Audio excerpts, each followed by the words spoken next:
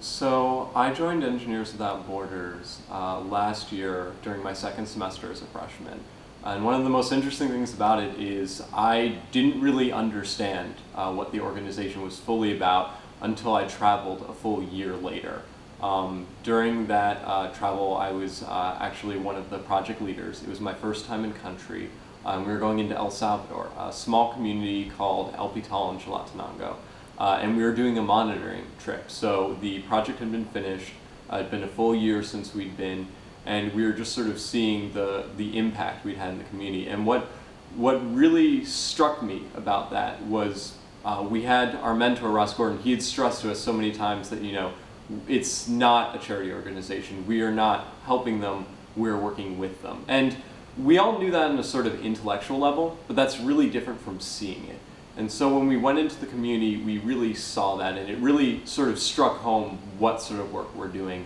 When we got into the community, not only was everything working fine, it was working great actually, but the community had really taken the initiative to just go beyond what we had even initially had a vision for. Initially when we built it, our system was water purification and distribution. So we had a water source which we purified and then distributed through a gravity system. And there were parts of the community which we thought it was a bit ambitious to get all of, and we hadn't completely covered some of the far off areas. And while we were gone, without even really telling us, the community was able on their own, using what we taught them, to expand it. So we had distribution points, and they expanded to the entire western half of the community. And we ended up testing those as well, and it was clean water, it had good pressure. They were able to just sort of build this on their own. And so what really hit home is that we're not building this for them, we're teaching them how to help themselves. And so I feel like that was one of the most rewarding things I've ever done, to see we were part of this. We were part of something that did not help a community. We, over the process of 5 years and growing ourselves as well, got this community to the point where it didn't need our help.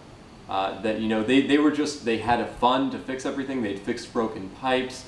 They had expanded the system, and that's why I feel that Engineers Without Borders stands apart. That you hear a lot of these charity organizations or NGOs talk about how they help in different areas in the world.